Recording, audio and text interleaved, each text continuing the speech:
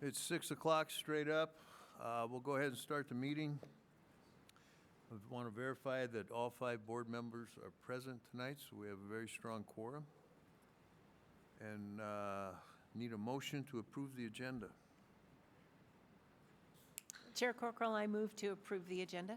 Okay, do you have a second? I'll second. We have a motion and a second. Any further discussion? Hearing none, all those in favor say aye. Aye. Aye. Motion passes unanimously. And now I would like to lead you in the Pledge of Allegiance.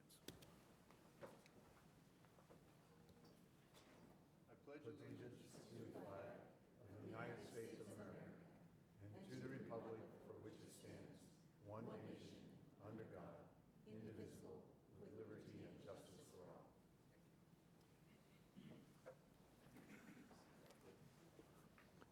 I did not prepare a statement tonight from the chair, but I just want to say that the school year is off to a very good start, and the grounds look beautiful, and we're entering this period on a very positive note right now, okay? So with that, we'll move to the next item, which is celebrating success. Tom Green has got a little video about the color fun run that we had. And for those of you who don't know what a color fun run is, the video he's about to show will tip you off.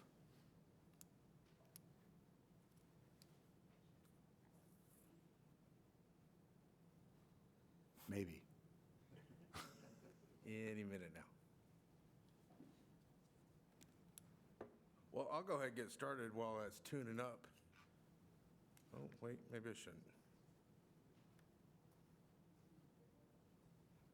There it is. Missed a couple photos, but we got a ton here. Good evening, Chair Corkill, Trustees, President Swain, NIC community. This is a fun one for me. This is the first year we held the NIC Color Fun Run, and it was a big hit. There are a lot of people from all over campus who contributed to making it a success. Jamie Marble and Jay Cutler in Event Services, the whole communications and marketing team, campus security, facilities, finance and business affairs, the whole wrestling team, and about 30 other volunteers who gave their time on a hot Saturday afternoon last month. It was a massive undertaking. But I really need to give a special shout out to Gary McRae, who's standing over here. Gary, you mind coming up here and standing with me? If y'all have any questions afterwards, Gary, this is really his baby. Him and Ellie Michael, it was their brainchild. They came up with this whole thing. And really, it took about a year of planning, right? I mean, it was Year and a half. year and a half, and about halfway through, you had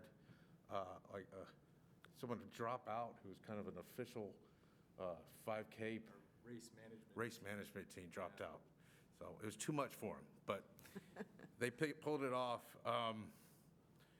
For NIC students, families, and high schoolers, community members, with many of them visiting campus for the first time, it gave them not just a run, but an experience.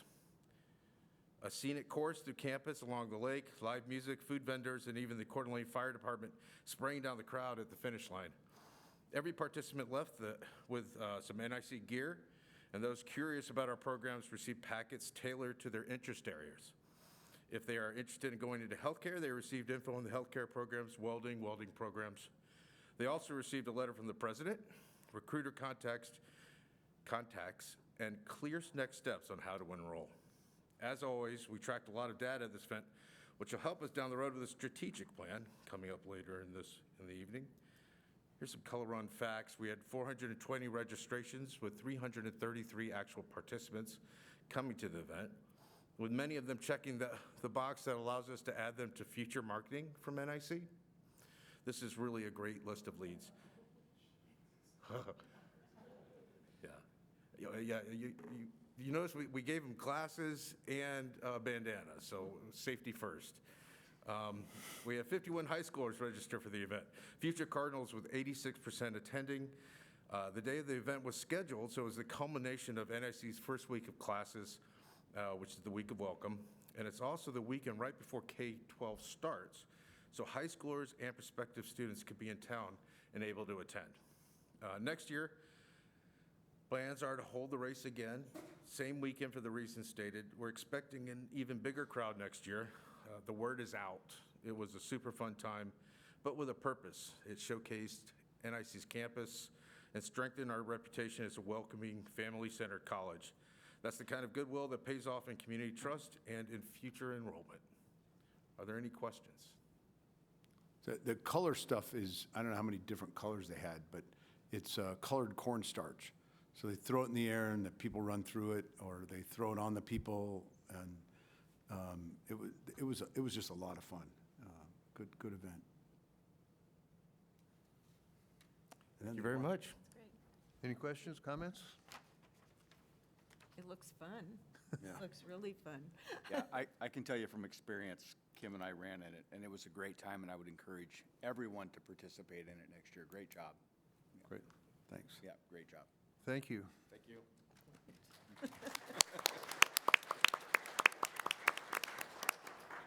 Okay, now's the time for public comment. We have one commenter this evening. Mr. Gridley? I haven't been here for a while. Where do you go to? Right there.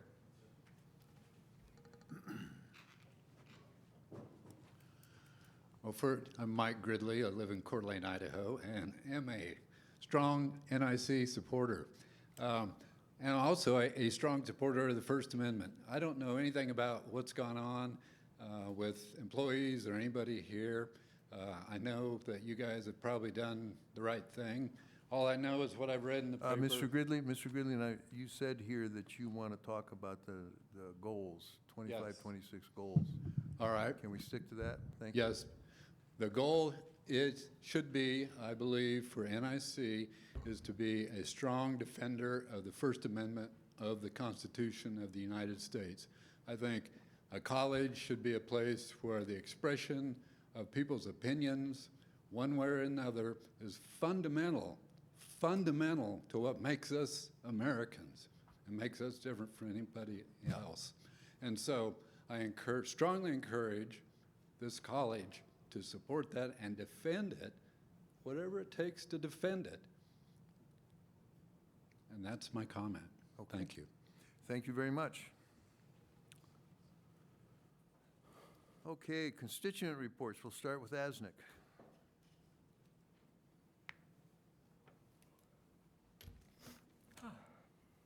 Good evening, Chair Corkle, trustees, President Swain, and community members. Since the start of the semester, ASNIC has been active in a variety of efforts to welcome students, engage with the campus community, and lay the groundwork for the year ahead by onboarding the rest of our team.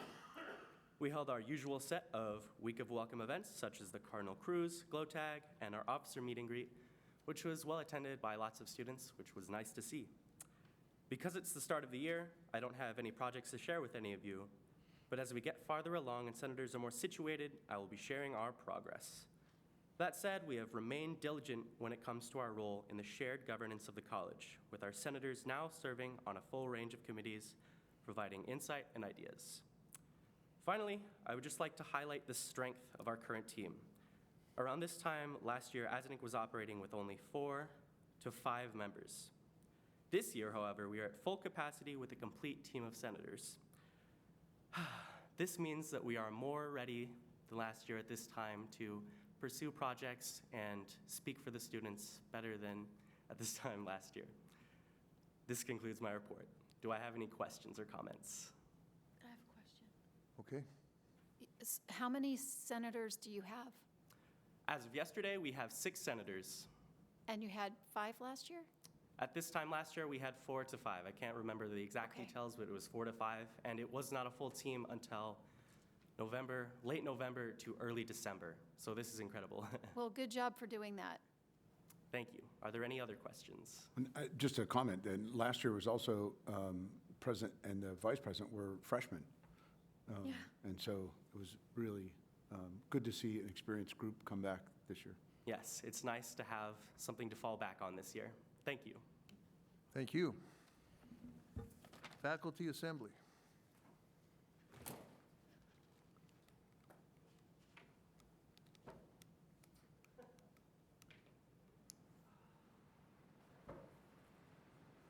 Brad Corkill, President Swain, Board, Community.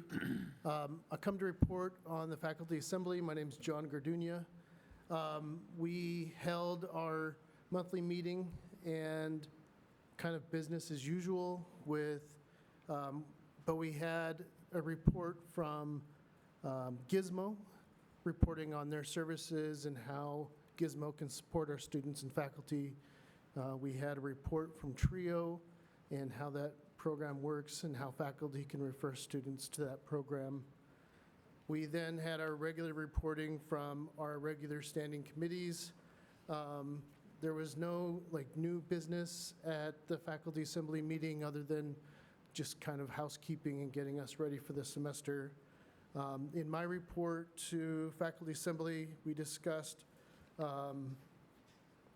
the encouraging faculty to have our students participate in the SENT survey, which is an important survey of the students that we can use for correlation with other programs and studies that we're doing on campus. We talked about preparing students for the the campus for the NWCCU visit coming up next month. And yeah, so that was essentially our meeting last month. Do you have any questions? Or stand for questions, I guess? No? Okay. Thank you. Thanks, John. Staff assembly?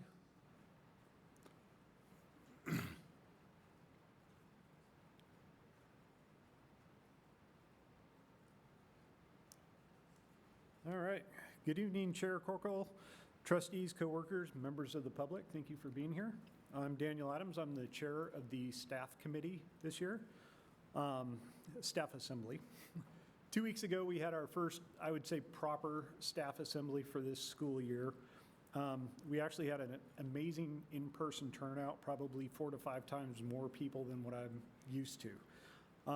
There might be some reasons for that, but we had 3 special presentations where people came in and presented on things. Sarah Garcia gave a brief presentation on one item that it's of a little concern for our staff, and that's a 3% funding reduction and grab back through the state. Anytime somebody hears that, they get kind of a little nervous about job security and things like that. So she was able to describe how the school's going to deal with that. And so there's a lot more confidence on the staff's part because of that. Megan Snyder, she went through the great colleges to work for survey results, which is really beneficial because a lot of us took that survey online quite a while ago and it kind of just disappears in your brain. But they took the time to run through that with all the staff, let us know what the results were so we don't feel like we're just wasting our time doing surveys for no reason. And it was really beneficial because instead of saying, hey, we're great here, we're great here, we're great here, they actually address where we can improve. So it's really, really beneficial. It makes us feel like our voice was heard when we took the time to fill out that survey. Lynn Covey and Alex Harris also joined us and did a presentation on the Culture of Care program, which exposes the staff to the vast array of supports and services they have for students. The staff is not as student-facing as the faculty are. We have a lot of non-student-facing departments, plus admin, things like that, where they are student-facing. But it gives us the idea of the scope and range of services they provide. So if we do encounter a student that might be having a difficult challenge or time, we know where to direct them to it. And one thing Alex said is they've been doing it a long time. They haven't seen everything, but they've been doing so much that they can figure something out for anything. So that's really good to know that we have that kind of support for our students. So we had several new employee introductions. We had quite a few shout outs. And also the foundation, just letting us know that time's coming up to apply for grants again. So it was a really good staff assembly and just got everybody on track. Do I have any questions? Any questions? Good job. Thank you very much. Right. Thank you. Now the Senate.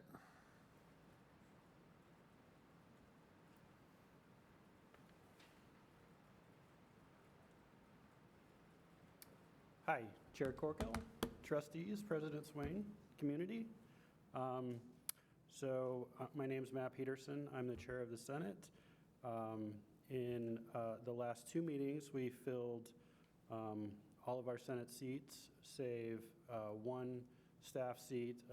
Apparently, over the summer, we lost one staff member, and so I believe they will be filling that soon. We've filled all our elected positions, recorder and so forth.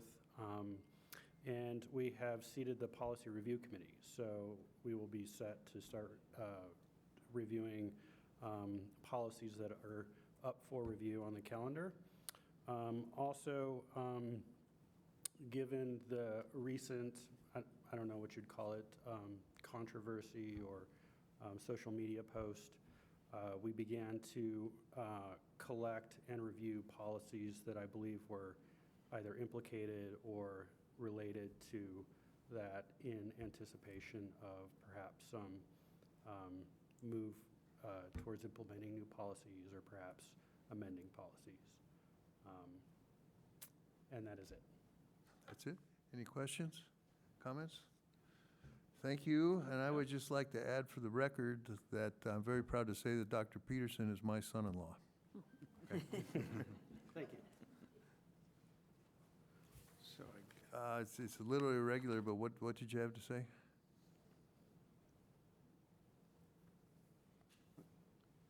what's that? I can't hear you. Oh,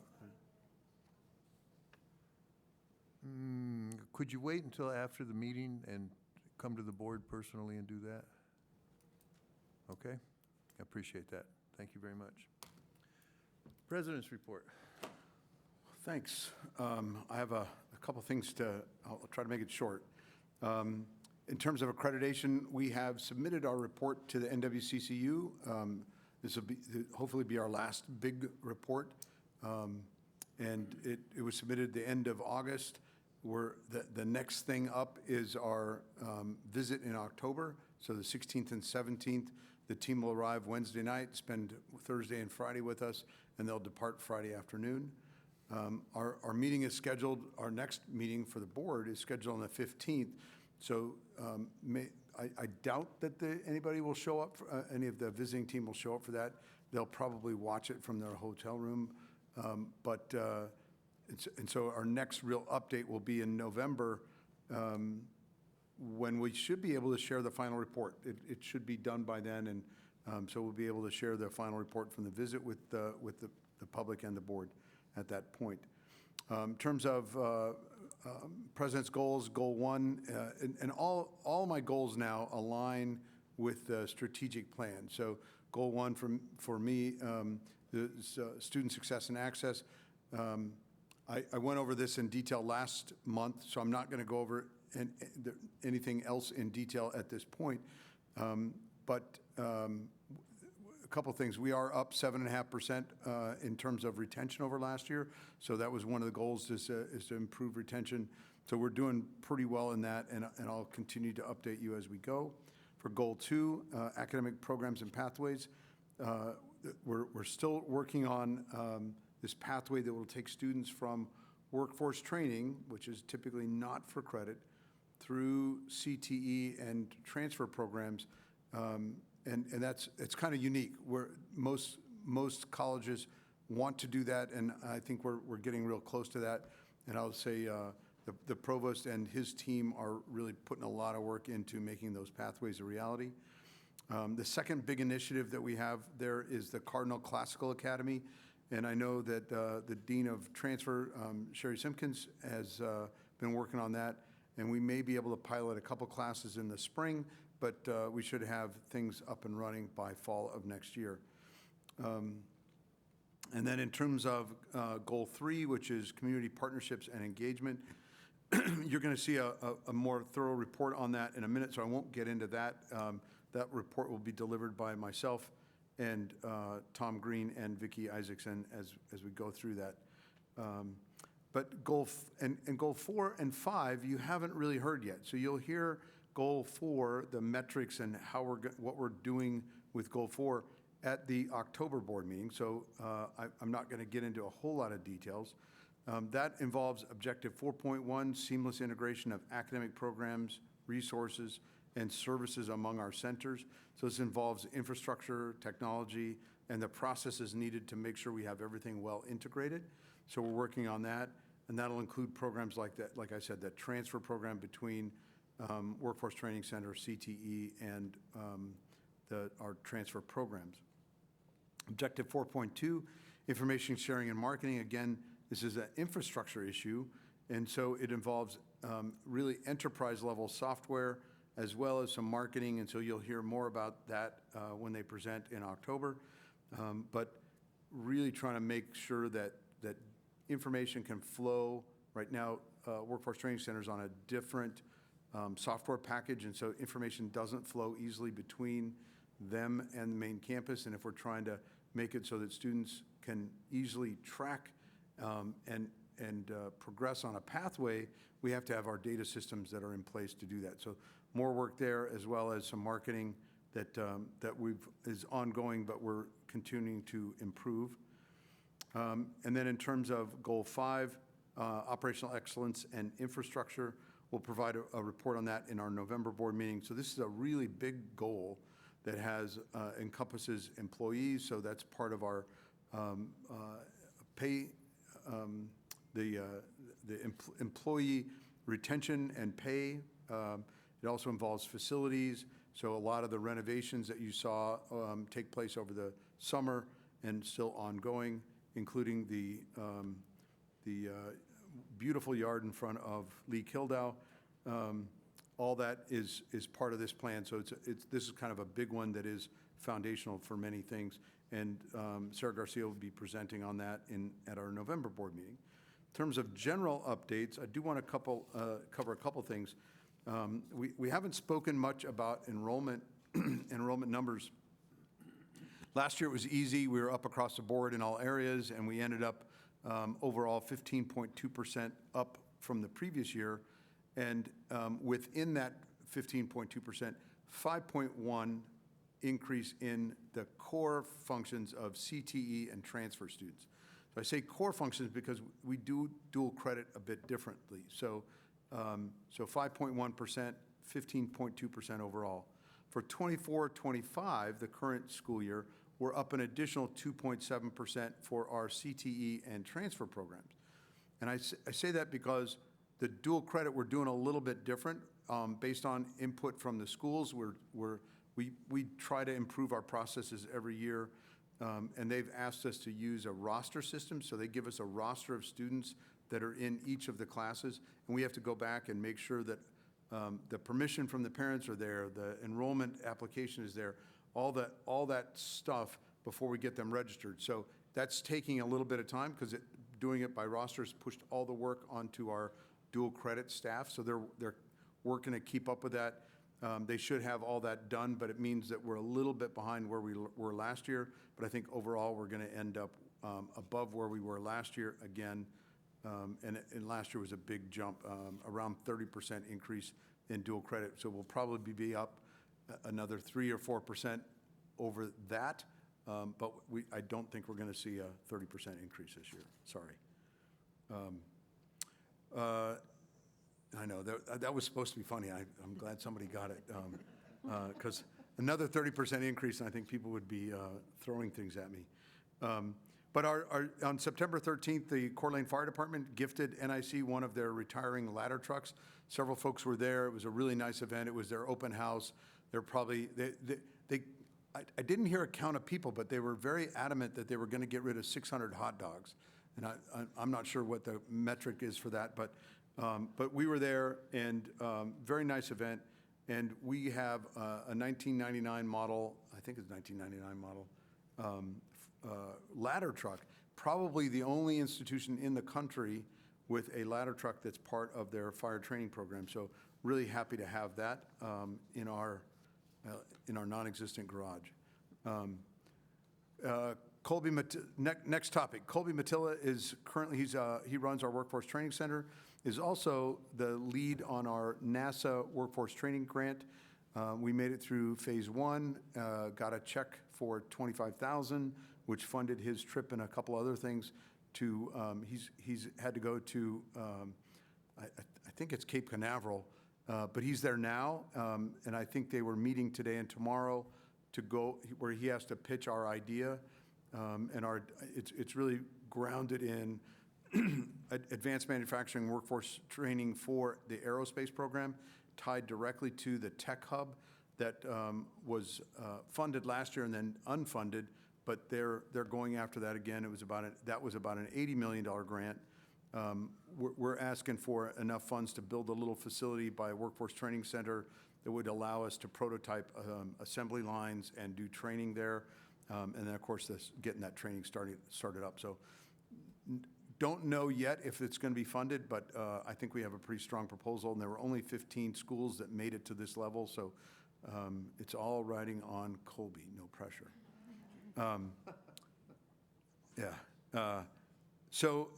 Next topic, we've had several conversations with the state budgeting office involving the requirements to return 3% of our state budget allocation for this year. And in developing our state budget for next year, they're asking us to consider another 3% cut, which would be a total of 6%.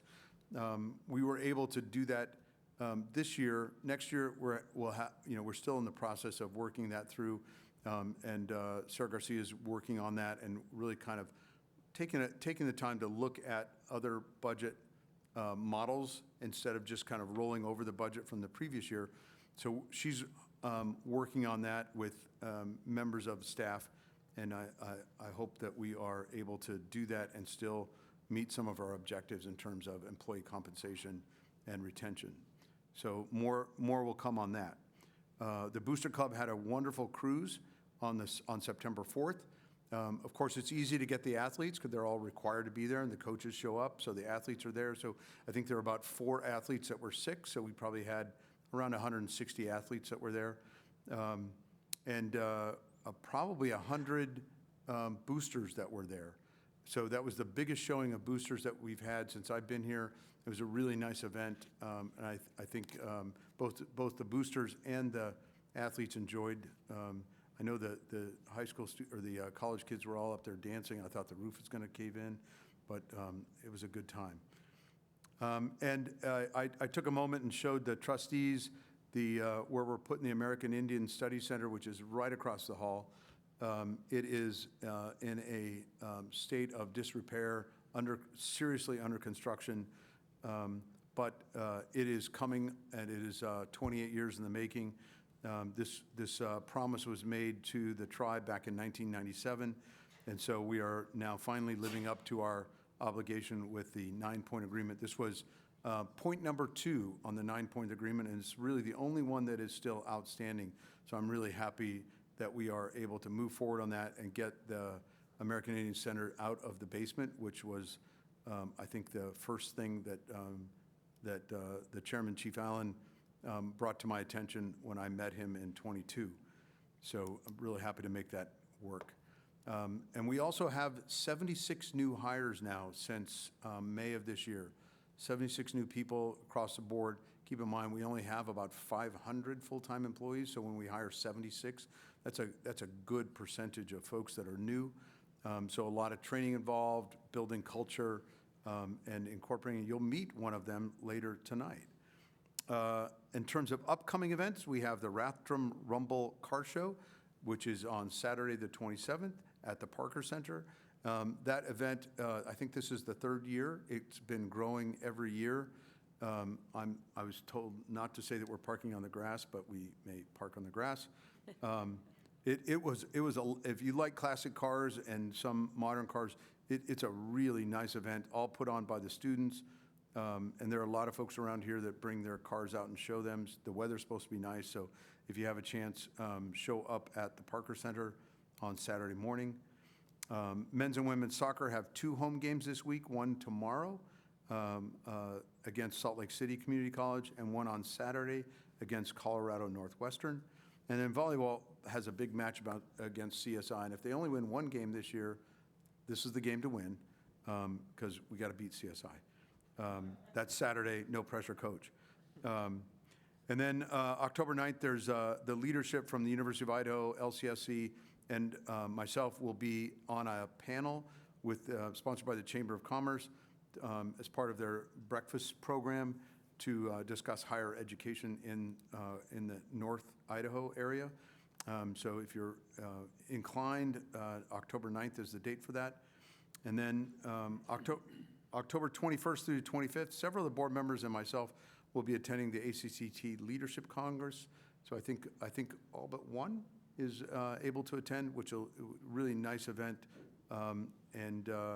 I will be down there in my new role as on the President's Advisory Committee, and Trustee Zimmerman will be down there on her role in her role as a member of the National Policy Committee. So look forward to that. October 24th is the next graduation of the NIC Detention Academy. So it's from 1 to 2 p.m. in this room. So if you're available, come check it out. It's a really nice event. And finally, the Fall Choral Invitational is September 30th at 7:30 in Schuler. So another great event. We have a new music director, so look forward to seeing that. And I recommend that the public all show up and attend. And Chair Corkle, this concludes my report. Any comments? I have a request, if you wouldn't mind. The commission, excuse me, the commission is going to visit us in about 3 weeks, and I wonder if you would reiterate the chronology that's going to follow that. Sure.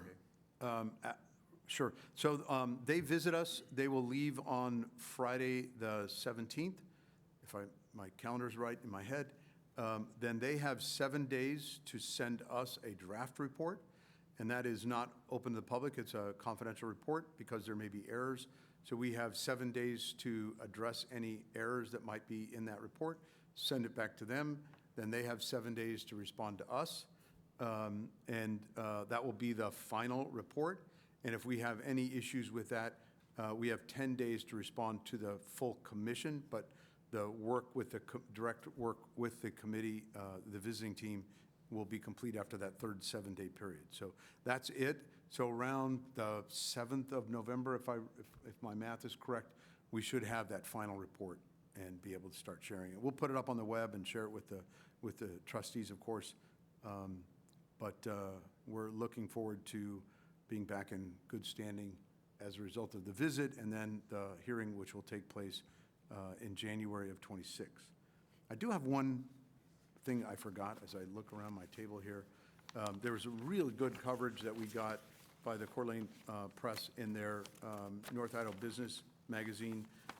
Really nice article about our medical programs and how well they are doing and how they are really helping to solve the in-demand need for healthcare in North Idaho. So great coverage there and a great accolades for our nursing and health professions. And you'll get to meet the new dean here later. So, Thank you. All right, next on the agenda is information items, and the first item is engagement survey findings. so Megan, I don't know if is Frederica able to join us or?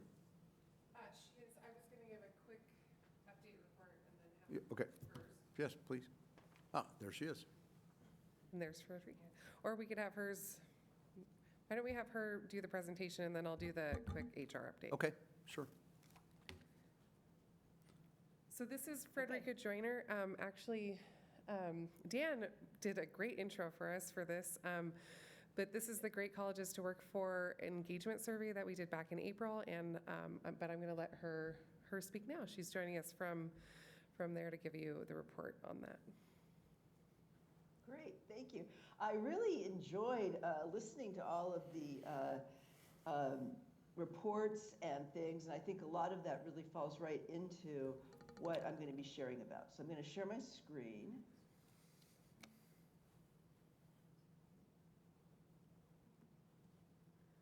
Okay.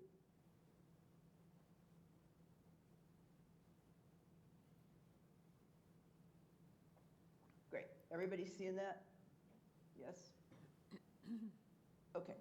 So I'm going to give a very, very quick overview, and I was so happy to hear about how the socializing of the data is going and how it's landing. That was just really great, because usually we don't get to hear that. Anyway, I'm Dr. Frederica Joyner. I'm a senior consultant at Modern Think. We're a company that specializes in working with higher ed, all different kinds of higher ed institutions across the country, on really helping folks think about how to create great places to work. And I want to share with you for a few minutes here on some of our findings related to you all. So I'm going to just do a very quick orientation of the survey, and then I'm going to talk about, just at the institution level, some data. I'm going to talk about some of the big picture findings, some key strengths, some areas that were solid, and then some opportunities for continued improvement, continued growth of your culture. So the first thing that I want to say, and I really loved hearing about the strategic plan, et cetera, is as you talk more about the survey, as you think about what you're going to work on, as you continue those conversations in your institution, really important to make strategic connections. And it sounds like from the different goals I heard about, the strategic plan, et cetera, the accreditation, there are lots of opportunities to think about where this survey data might fit in with other things that are going on. And the more that you can speak about that and help people see those connections, the stronger you'll be in terms of really moving the needle on some of the things in your survey. So just quick overview. As Megan said, the survey was last April. Your response rate was 41%, which is solid. We look for at least 35 to 45% in our great colleges participants. And so it tells you two things. It tells you you can have confidence in the data. It also tells you that a lot of folks in your institution were willing to take the time to participate, et cetera. So the other thing that the survey has, which I'm only going to go over in a couple of different places, but I know that you have an executive summary where you're going to see all of this, is the survey also includes benchmarks. And one of the things, you have some very strong findings. And one of the things, as you start looking at the benchmarks and thinking about how you want to continue to move toward those, one thing to keep in mind is when you're about 5 percentage points from a benchmark, you're within striking distance of it. So as you look over your results and you look at them in relation to the different benchmarks, think about where you're close and what you might do to kind of close some of those gaps. So there are 55 survey statements. They're on a 5-point agreement scale. It's an appreciative inquiry approach. So it's a positive statement that folks are asked how strongly they agree with it. There are 5 statements that only the faculty get because they specifically address faculty experience. There's a nice section that looks at the benefits, and we're not even going to get into that tonight, but Megan has that. There are 2 open-ended questions on the survey. One is an appreciative inquiry question. What do you really like about the institution and your experiences? The other is an aspirational question. What would you like to see differently? That qualitative data is really rich, and as you get into your improvement work, looking at some of that will help you understand, why people liked the things they liked and why the things they want to change. And then there's some demographics that let you start to slice and dice the data and get a little bit more detail on it. So the survey itself, it's a culture survey. It's based on 10 dimensions, 10 cultural dimensions. And all of the belief statements are organized under these dimensions, which are just kind of the core things to think about when we're thinking about a culture and building a great culture. So as folks took the survey, they were presented with a belief statement, and they had the opportunity to everywhere from strongly agree, they could disagree or strongly disagree, and then there was a middle category. And so as we go through this, I don't want to spend a lot of time on the percentages, so I color-coded it. So as we go through the different areas, when you see that dark green, that is in the excellent range. It's 75% or above. It's in the excellent range. And when you get up into the higher 80s and 90s, and you're going to see a lot of those in this survey, that's really at the top of our national database. Then that light green is going to be the good, very good range. You're going to see yellow is going to be marked with fair to mediocre. And then there are a couple of places where you're going to see either light red or dark red. And light red it means warrants attention. Hey, you might want to take a look at this. And darker red means this is something that's acute, something that probably really does need to be addressed in some way. So those are the colors that you should kind of watch for as we go through this. So one of the things we always look at when we have longitudinal data, and the last time the survey was completed at your institution was in 2020, so there was kind of a 5 years of change and work and development there. We look at what we call movement and momentum. So in this survey for you all, 31% of your statements improved by 5 percentage points or more from 2020. And of those, 24 improved 10 percentage points or more. 10's an important number because that's where you get into statistical significance, which means the movement probably didn't happen just by chance. And 24 statements improving that much is pretty significant. We don't see that very often with institutions. Only 3 statements declined, 5 percentage points or more, and only 1 declined by 10 percentage points or more. So lots of positive momentum that we saw in the 5 years between the two deployments of the survey. So starting in with the headlines, we look at risk management. Those are things about health and safety and discrimination and well-being. And you can see there excellent to good in all of those things. The next headline we look at is mission, pride, and culture. Culture is so fundamental to an institution, and it really is the basis upon which lots of things grow and develop. And again, you can see all in the good to very good range. I'll point out here, I understand how my job contributes. 95%, 0 in the negative column. You hardly ever see a 0 in that column, and 96 is probably one of the highest scores we see throughout the whole survey.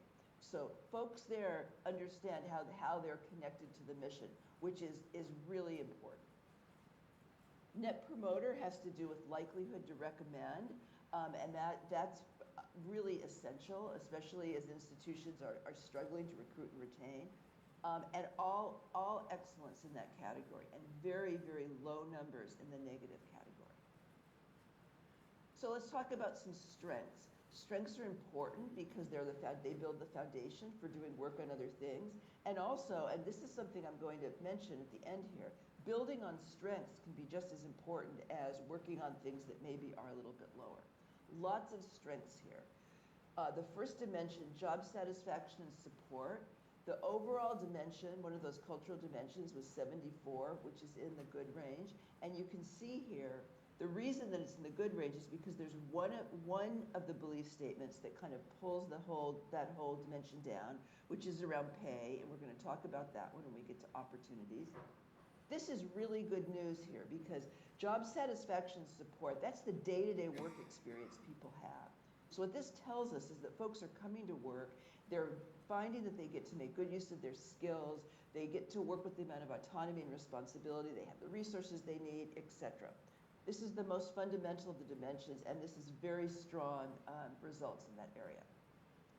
The next dimension that has strength is faculty and staff well-being. It's an overall 81%, which remember, that's excellent, really at the top of our database. This one's very important because employees are really interested in how much their supervisors and the institution care about their well-being. And again, all of the belief statements in this particular dimension were in the good to very good range. The next strength is in supervisor or department chair effectiveness. That's at a 79, which is also in the excellent range. Really important, one of our most fundamental experiences is our relationship with whoever that person is that we look to for leadership. And also supervisors have a huge impact on an institution's culture. All of the belief statements were in the excellent range, and there was a 13% positive change in number 20.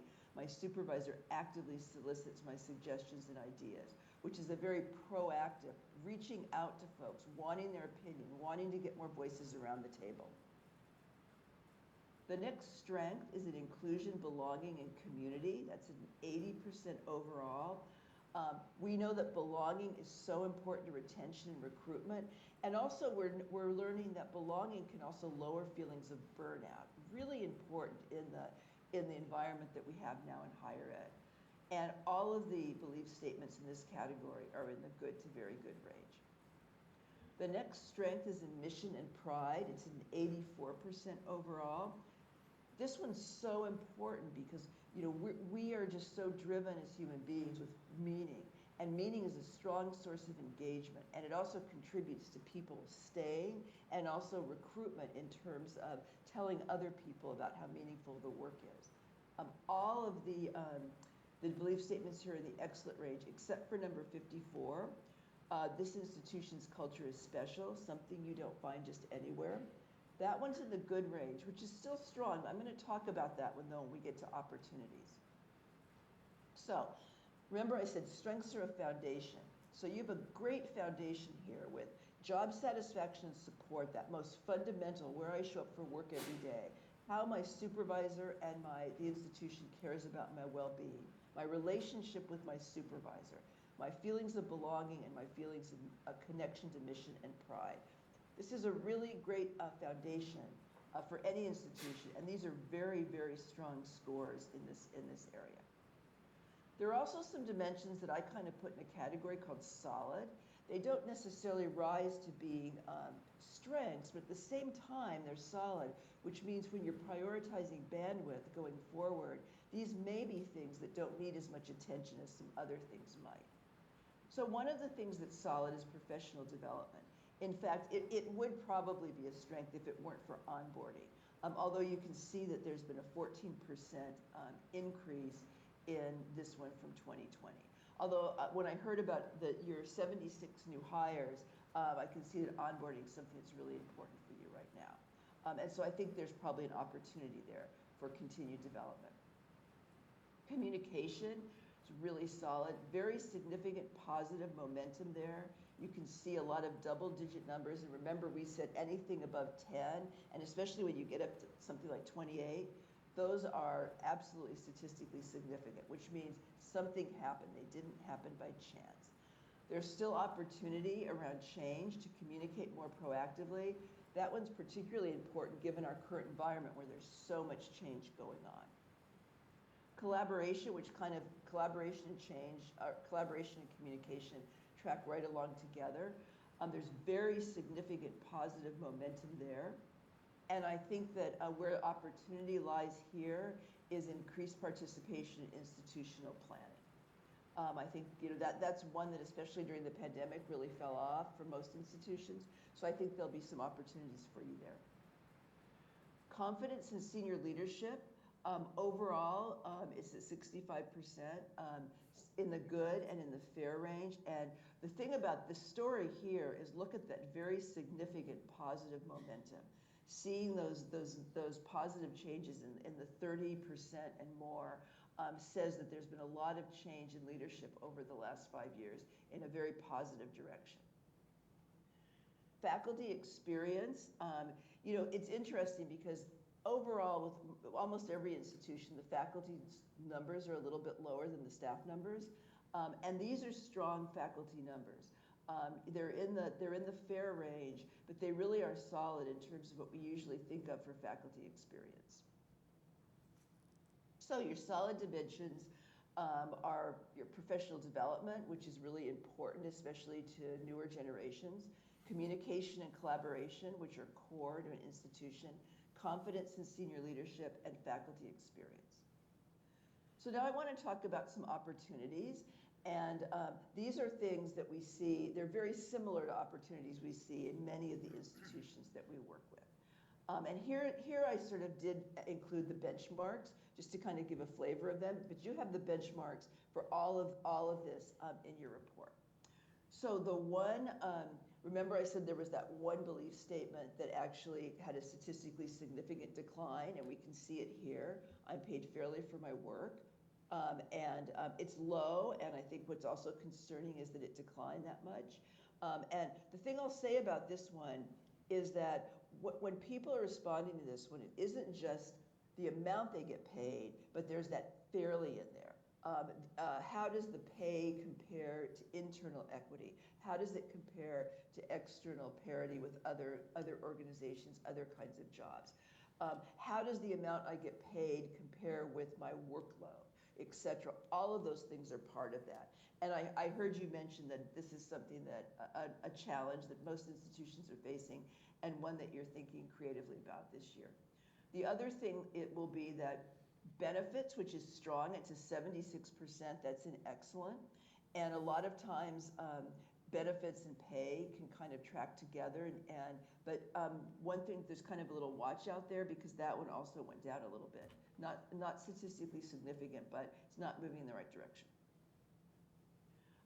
So the other thing I'll say here is that low percentage with that significant decline, one of the things we see when this is so low is that it may start impacting the other areas of positive momentum if it isn't addressed. Onboarding, This is one that's so critical to culture development, and that was already mentioned in terms of thinking about new people joining the community, joining your community. How are they being introduced to the culture, et cetera. And this is one where there's been improvement, and this is one where diving into the demographics. One of the demographics is years of service, because you may see that newer folks are actually having a more positive experience with onboarding than folks that have maybe been around for a while when onboarding wasn't as developed. And then finally, and this is one that is low kind of across higher ed, we're just not good at it, is the performance management dimension. And one of the things that I would really encourage here is that first one, number 9, I'm regularly recognized for my contributions. That's informal communication, informal recognition. That's the easiest needle to move of all of these. It doesn't require a big investment. It doesn't require new equipment. It doesn't require space. It just really requires thinking about creating a culture of appreciation. Okay, so the last one is perception of culture. This institution's culture is special, something that you don't find just anywhere. One of the things we know when we look at across our program and we look at the institutions that make the honor roll, the colleges that are really, really doing great work around this one is almost always strong. And I think you have an opportunity here to continue to build on this strength. The reason I say that is every belief statement in this dimension is in the excellent range. And what that tells me is you do have a special culture. And I saw it. I mean, that your color run was just a great example of how you talked about how you're lifting up and exposing folks in your community and within your institution to your culture. So really continuing to tell the story of how special your culture is going to be important, I think, as you want to continue to move toward those great colleges benchmarks. So, the opportunities lie really in areas related to HR processes, right? Compensation, onboarding, performance management, and then this perception of special culture. The one thought that I want to leave you with is that you have a ton of strengths. And I think one way that you could really move this work forward before you survey again is to do a lot of listening and understanding. When you saw those statistically significant increases, what caused them? Some of the things you probably know, but really understanding what it was that caused those big jumps, that's going to allow you to hardwire those things in and get much more intentional about those strategies. Because right now, they may kind of be happening and you may not be so sure about what's causing all of them. But if you take the next couple of years and really listen intentionally and deeply and understand what caused those jumps and hardwire those things in, I think that will help you move toward those benchmarks. Okay, and that's it.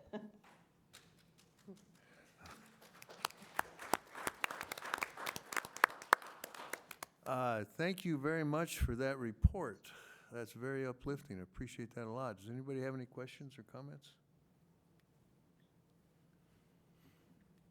I will say that the leadership of the college has seen the report, and the board has seen a more thorough version of this.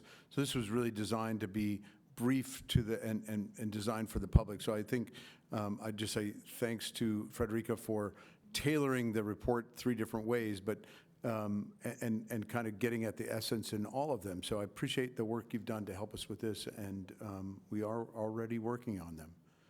I could tell that. Okay, it's been a pleasure working with you all. Thank you. Thank you. Okay. And Thank you. Megan's got a quick update. All right. Yeah, I think she's also on East Coast time, so it's almost 10 p.m. her time. But here we go. This will be quick. I would like to say we've already seen really good progress with the engagement survey.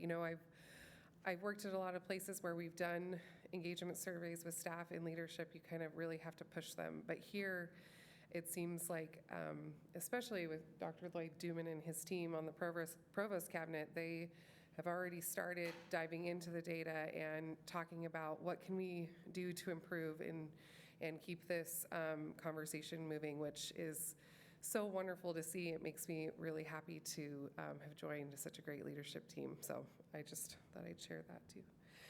But good evening, Chair Corkle, President Swain, trustees, community members, and colleagues. Thank you for having me here today. This is just, again, a picture of the HR team. We have 6 full-time employees and 1 part-time employee. I'm going to go through both departures and hires. This report is showing monthly departure comparisons from FY24 through FY26. Notably, we did trend a lot, lower last year, which was great, but I wanted to look at August. This is where you typically see the largest number of departures because that's where our faculty contracts go through. And so they would stay faculty or staff or employees until August and then they drop. But I think it's great that we saw, in FY25 and in 26, it was still significantly lower than in 24, where we had 24 departures and have had 13 the last 2 years. So I still believe that we're trending lower and starting to see those better numbers. So I thought that was notable. This does show the year over year. It's continuing to go down. Last year, for FY25, we were at 82, and before that, we were at 92. So 10 less. So I think that we're just going to continue to go down, and we're under those hundreds, which is great. Hopefully, we'll continue to see that this year.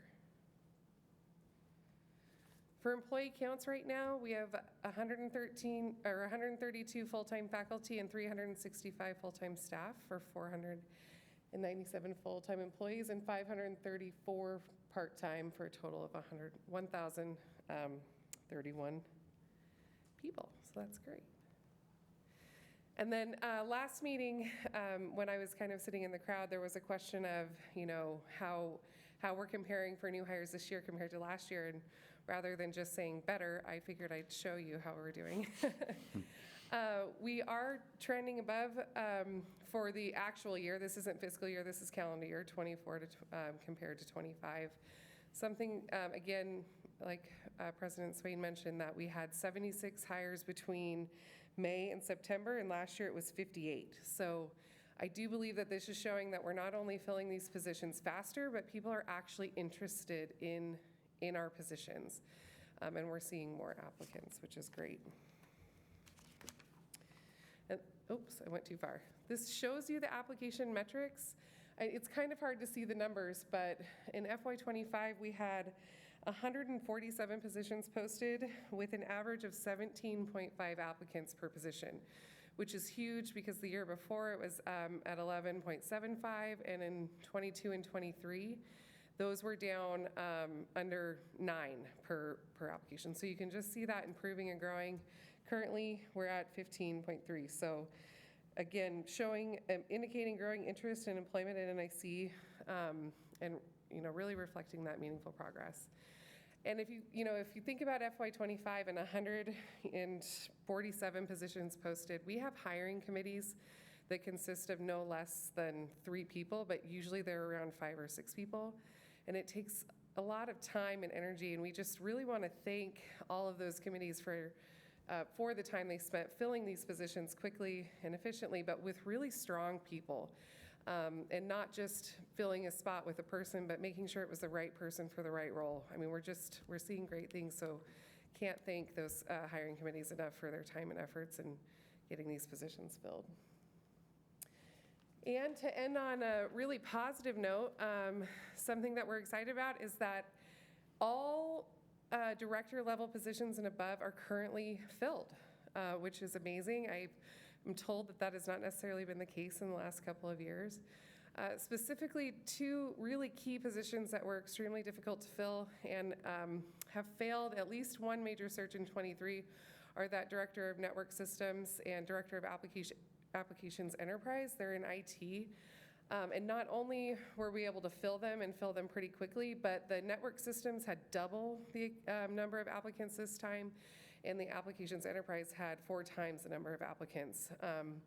And while we haven't been able to track specifics on the quality of these candidates, we are hearing in general that people feel like more of them are actually qualified for the position, so they're not turning as many away, and they feel like they can kind of pick and choose from a good selection. So those are really, really positive things to be looking at. We also filled the Associate Dean of Nursing and the Dean of Nursing and Health Professions, 2 critical roles that were difficult to fill.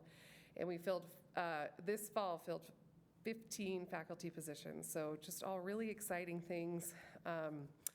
Our employment recruiter had her work cut out for her this morning, or this summer, but she did a great job, and we're just really excited about that. So all positive things to report today for this last year. Any questions? Just a comment, thanks for the follow-up, and Yeah, it looks really positive. it feels positive. I bet. Better. Yes, it feels better. All right, thank you. Anyone else? I have a quick comment. Remind me how long you have been here. I have been here since December, so 8 months. Nice job. Thank you. Thank you very much. Thank you very much. All right. Okay, Dr. Swain, DHS and Health Counseling. So Alex is going to come up and give us a quick presentation on this. One of the folks that left is our Director of Disability Services, and he is in the process of hiring a new person for that role. And so while that is taking place, he's going to give us a quick update. And I'll just say, they have, every year they have a Disability Services Fair, and it's for faculty and staff to come by and see all the resources available. And I'll tell you, I think in terms of the resources we have available for students, it rivals many large four-year institutions. We have just a lot of really cool tools that enable, just makes it easier for the students to study. And I think Alex is going to give us an update on some of that. Chair Corkle, trustees, Dr. Swain, wonderful colleagues, community members, thanks for having me. I'm Alex Harris, Dean of Students. Currently, I guess you could call me Interim Director of Disability Support Services, Health and Counseling. I would say that our past director, Amy Taylor, had been doing such a good job that she received an offer she couldn't refuse from Colorado State University to do the same job she does here for 6,000 students for 30,000 students. So I don't blame her at all. But we are so far having a very successful process to hire a candidate. So I'm definitely positive about that. So in Disability Support Service Health and Counseling, I'll touch on counseling first. I think the last time I spoke to you all, we were seeing an increase anecdotally. I felt that. We did see a 19% increase in the students served last year. This is with one counselor for the whole student body. 119 students total with 505 sessions. We also did many mental health first aid training, which is an 8-hour training that I highly recommend for anybody and everybody in the community. It teaches anybody from frontline staff to facilities, custodial, anybody that's within our institution or in the community, how to deal with mental health issues in a first aid, like you're the one there, you need to deal with it, and it's a great program. So that's one of the things they did. They also, and wellness, being proactive to address student mental health issues, provide different events, different groups, and those things. So those have been successful. You'll see on that pie chart there the things that our students deal with. And as I've said for many years, we're a community college. We're a reflection of our community. You go out in the community and you see those same types of issues. So our students deal with that. On the good news with counseling is this year we have a master's level intern from Boise State who's able to provide counseling sessions for our students. He's doing a great job. And right before our director left, we had an assistant director for counseling who's a counselor. The position is a counseling position to see students. We held off on hiring that until the new director came so they could be able to choose their staff. So that's good news on that front. Disability support services. We're required by the ADA, by the federal government, to do certain things for students with disabilities. To level the playing field with them, without making significant change, without making I got to get my lingo down, fundamental changes to the academic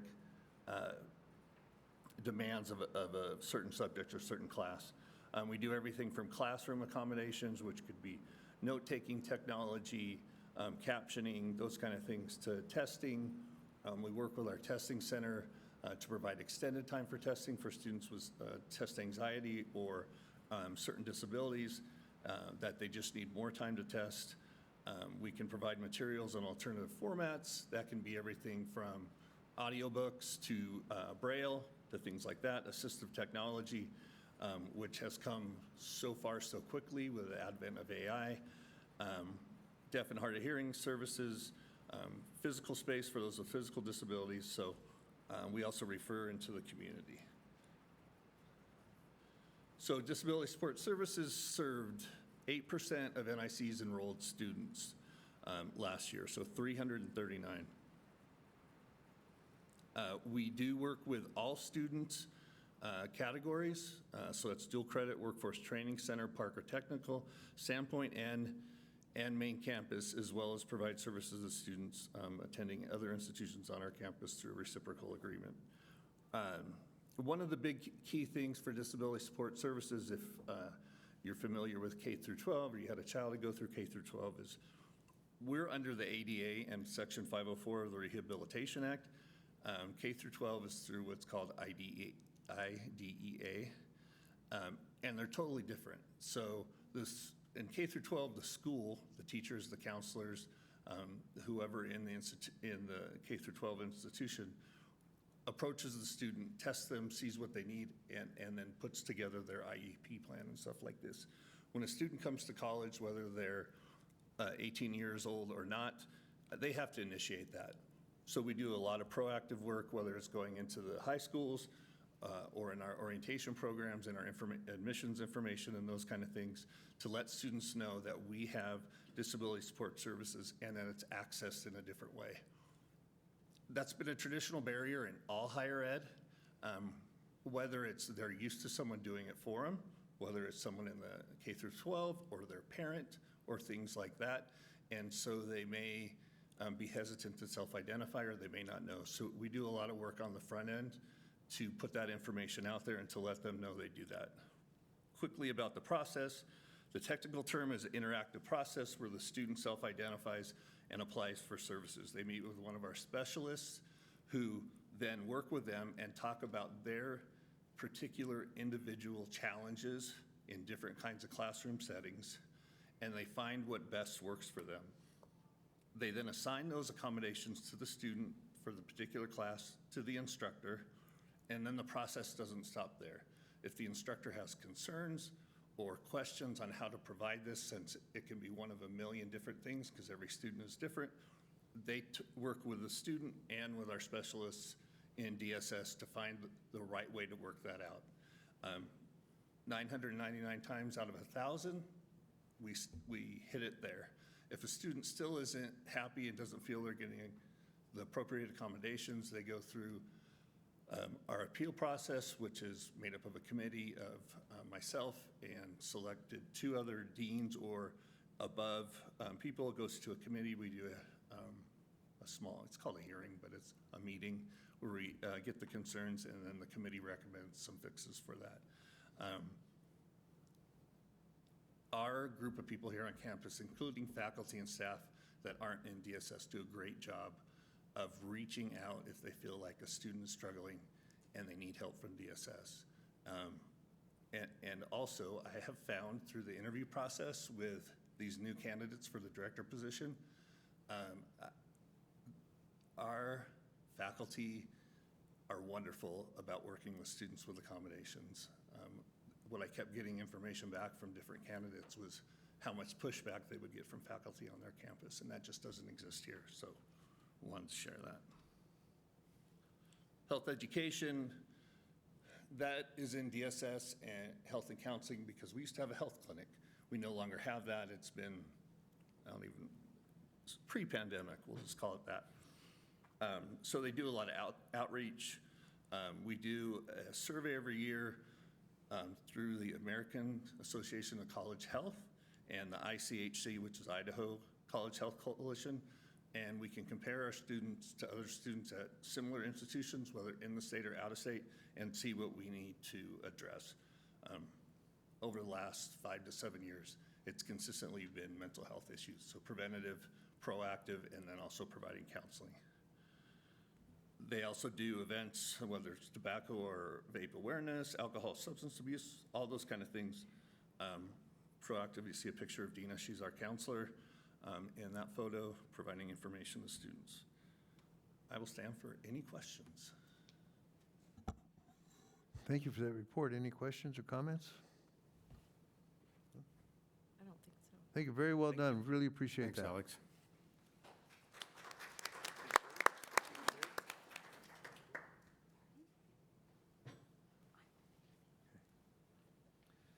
All right, next item is strategic plan.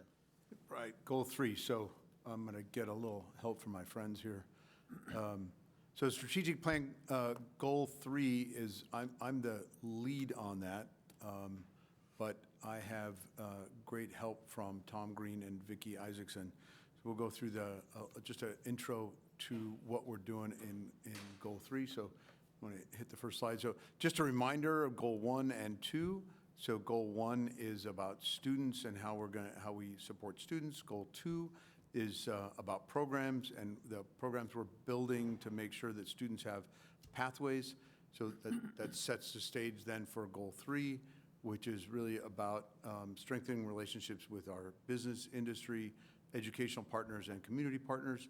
So that's why I do a lot of work with the community partners and business partners, as does our Vicki Isaacson working with business and industry, and Tom with communications. So Tom will walk you through a little bit about what he's doing with Objective 3.1. Thank you, President Swain, Chair Corkill, Trustees, NIC Community. I'll be addressing Section 3.1 tonight, which deals with community awareness and engagement through collaboration with stakeholders. A major component for achieving our goal of strengthening community awareness has been raising the level of marketing.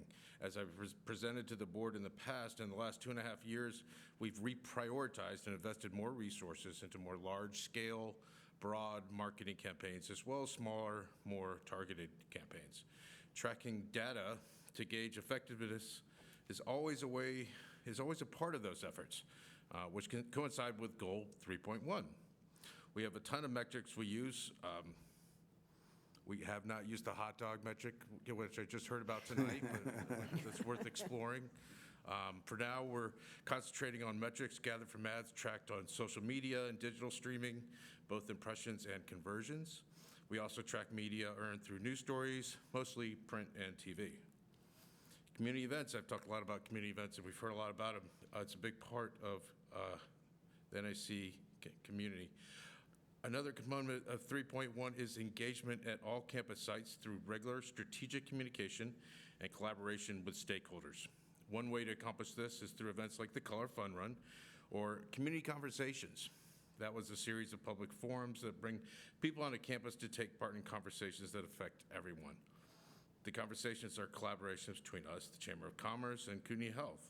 Again, community partnerships. Of course, we already have a ton of longstanding events that are well known to the community, like Safety Fest at the Workforce Training Center in Post Falls. This is 100% free safety training offered to anyone who signs up. Last year, we had 577 students attend for a total of 1,354 classes.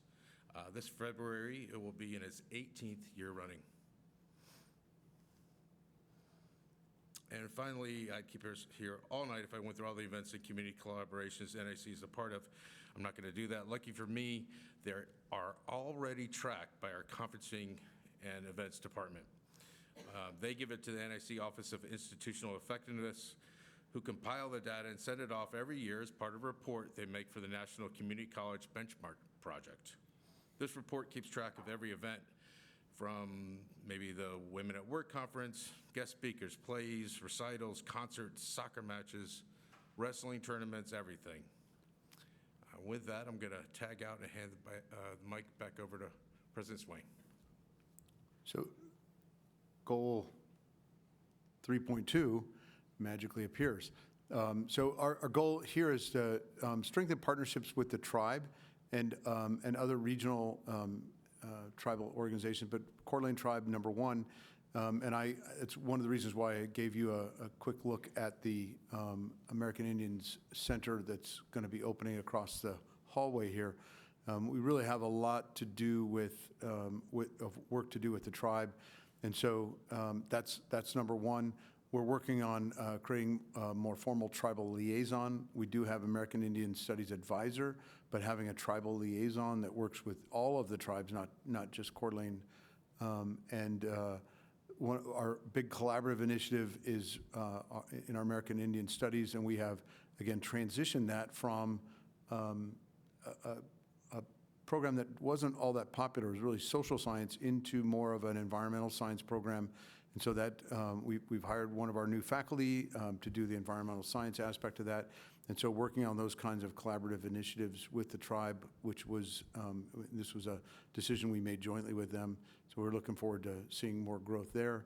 And they're just regular engagements, and that's not just with me, that's Amy, our current tribal liaison, and making sure that we have really good, strong ties with the tribe in all aspects of what they do. I mean, I think that's very important, and we provide a great service to them,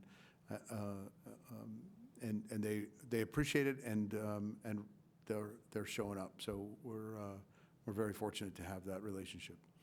And I will turn it over to Vicki Isaacson, who'll talk about Objective 3.3. Thank you. Chair Corkle, trustees, President Swain, colleagues, and members of the community. My name is Vicki Isaacson. I'm the Dean of Instruction for Workforce Education, and I'll be focusing on work-based learning. In order to enhance work-based learning, we must establish partnerships with business and industry. As new potential classes or programs are brought to our attention as a need, we reach out to businesses we already have a relationship with and invite new partners to engage with us. A great example of this is the Tech Hub partnership Dr. Swain has mentioned in a few previous board meetings.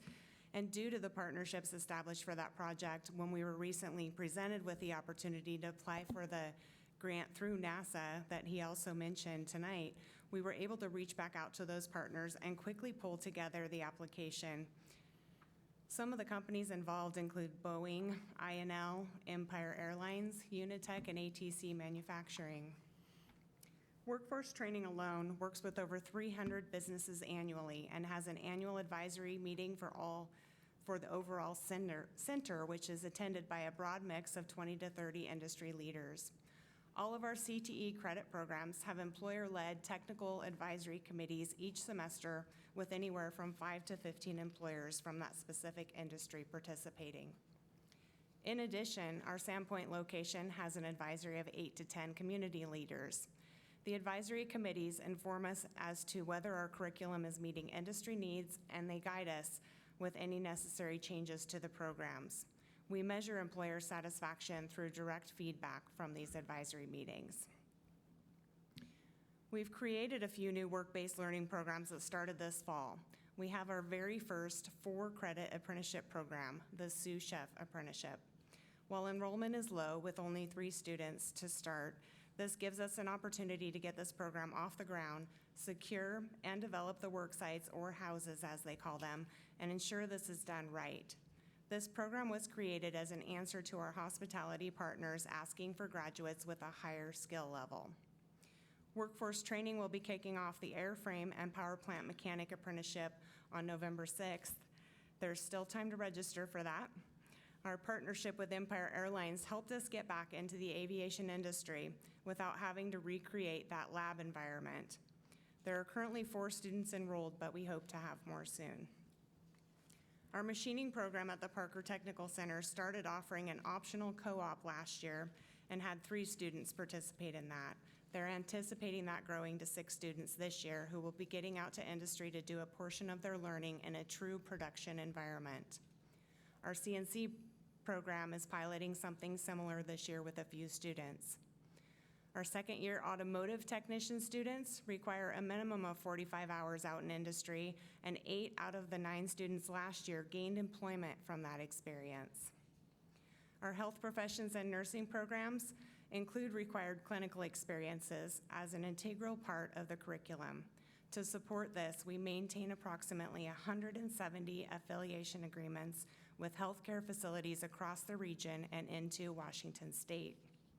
We have numerous other programs that help place students into internships as well. Last year, we held our first annual apprenticeship graduation for what I call the traditional apprenticeships, HVAC, plumbing, and electrical, and 60 out of the 137 graduating students attended. It was a huge success. There are currently 878 students in those 3 apprenticeship programs, which is a record. Adding in healthcare, construction, and manufacturing, workforce training has a total of 1,113 apprentices. They had that last year, and are well on their way to breaking that record as well. I believe we are still leading the state in this area. To measure student satisfaction with work-based learning experiences, all workforce training students complete a course evaluation, and that percentage has been hovering the last 2 years between 95 and 96%. We also just initiated all courses institution-wide being evaluated instead of just 1 course per year for tenured faculty. Tracking job placement rates is very difficult, so we have more work to do in this area. Once students leave our campus, we have to be able to reach them and get them to respond to gather that information. It's a manual process. But the great thing about apprenticeship programs is that most of the students are working throughout the entire program, so we are working on a way to compile that data before they graduate. After students are enrolled in CTE programs, their instructors become their advisors. The instructors have frequent conversations with students about their next steps into a career, although many students are already working, as I mentioned. Our student success navigators are also CTE advisors and have many touch points with students to ensure their success. I'm happy to answer any questions you might have. Thank you for that report. Appreciate it. It was very well done. And we'll have more updates on all of the goals as we start going through the process a little bit every month. Okay, next agenda item is institutional insurance update. Yes, Sarah Garcia is going to give us an update on insurance, which has been a real thorny issue for the past couple of years. Yeah, good evening, trustees, staff, faculty, and guests. I'm Sarah Garcia. I'm the Vice President for Finance and Business Affairs here at the college. You may or may not be aware that for over 20 years, the college was insured by a group called the Idaho County's Risk Management Program, which is a program that exists for public entities in the state of Idaho. We were insured by them from, I have records back to 99, it may go further back than that. And then in 2022, they declined to continue our coverage, and we were required to go out to the open commercial market and to seek insurance. This spring, I reached back out to ICRIMP to ask them if they would reconsider having North Idaho College as a member, and they said yes, we would consider it. And so I have to give a huge thank you to my executive assistant, April Ellen. She did a yeoman's job of getting all the data that they need, which is an enormous amount of data. Every VIN number for every vehicle, every property, everything on our that we have that they need to know about insurance. They their board voted in July to offer us a quote, and we accepted that quote, and as of a week from tomorrow, we will again be covered by the Idaho County's Risk Management Program, covering all of our insurance needs, and it's a real win for us. It shows confidence in us from a longstanding partner that we're on a good track at this point. The cost savings is not huge, but the quality, so we were paying about $1.3 million on the commercial market. We're going to be paying an annual premium of $1 million with ICRIMP. we will get much different service from people who are very much more familiar with Idaho rules and public entities. They insure the other 3 community colleges in the state. And historically, we've been able to get a lot of training and advice and assistance from them in making sure that we're doing the right thing and protecting our assets. And I would be happy to stand for any questions if you have any. Thank you. That was great news. It's good to be back, and it is a $300,000 savings. It is. So, yeah, that's a step in the right direction, and it's good to be back with ICRIMP. Yep. Yeah. Thank you again. Any You're questions? welcome. Thanks. Okay.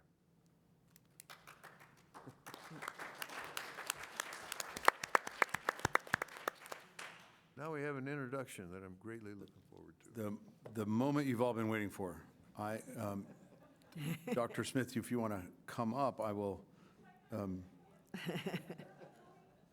So Dr. Smith is an experienced nurse leader and educator with over 25 years of experience in clinical practice, academic leadership, and workforce development. She has served as dean, assistant dean, program chair, and full-time faculty, clinical instructor, and staff RN, with a focus on expanding healthcare education pathways, fostering academic practice partnerships, and supporting student access, retention, and persistence. Passionate about innovation and collaborative learning, Dr. Smith has led innovative initiatives that bridge classroom and clinical practice through structured and strategic cooperative education preceptor engagement. So, Dr. Smith, to your right, and welcome. And if anybody has questions for her, please. I don't have a question, but I just want to welcome you aboard, and we're very grateful to have you here. You're going to be a welcome addition to a fine institution. Thank you.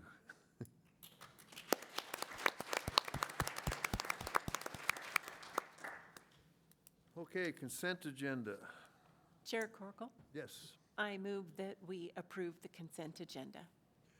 Okay, we have a motion to approve the consent agenda as presented. Is there a second? I'll second that. We have a motion and a second. Any further discussion? Hearing none, all those in favor? Say aye. Aye. Aye. Aye. Aye. Motion passes unanimously. Okay, approve the Head Start grant. So Beth Ann Fuller is in the house. So the Head Start grant, there's no significant change from last year, except that we've been asked to cover Area 2, so down into. Sorry, that's Area Agency on Aging. So the Head Start grant that we're talking about, sorry, Beth Ann, but there's some information in your packet. The Administration of Children and Families, through the Make America Healthy Again initiative, offered up a lump sum amount of funding for nutrition support in Head Start organizations. And so we put together a proposal to ask to have some of that money. Beth Ann and her team and the Policy Council put together a great proposal. Per the regulations and rules with Head Start, we need the board to officially approve our desire to submit the grant and sign off on a submission form so that we show that we checked all the boxes prior to submitting the grant. And if you have any specific questions about the program, Beth Ann is available to answer. So if any questions, so we do need a comments? motion and an approval Yeah. from the board. Somebody asking for a motion to approve this Head Start grant? I'll make the motion to approve this Head Start grant. Okay, a motion and a second? Second. Motion and a second. Any further discussion? Hearing none, all those in favor say aye. Aye. Aye. Aye, motion passes unanimously. Thank you. Thanks, Sarah. And we need a motion to approve the second reading of the President's annual goals. I would move that we approve we approve the goals as Okay. written. Is there a second? I'll second that motion. We have a motion and a second. Any further discussion? Hearing none, all those in favor say aye. Aye. Aye, motion passes unanimously. And that's our agenda for the evening, with the exception of any remarks for the good of the order by the board. Trustee Zimmerman. Chair Corkle, thank you. I have two comments. One is I attended the women's soccer game on Saturday, and it was a really, really wonderful game. And I went and sat in the stands with parents and the students and watched the athletes, and gosh, they ran for 90 minutes straight. They were really impressive, and our goalie was fantastic too. She was really, really vocal, and our defense was amazing, but we tied. But it was a great effort by the ladies. And I encourage all of you to go out and watch a game. There are 2 games tomorrow starting at 1 o'clock. Salt Lake. And then my final comment is that President Swain, I'd like to recommend that the college develop a college policy on social media, and then also to review the ethical conduct policy 3.05.01. Okay. Okay. Anything else? With that, meeting adjourned.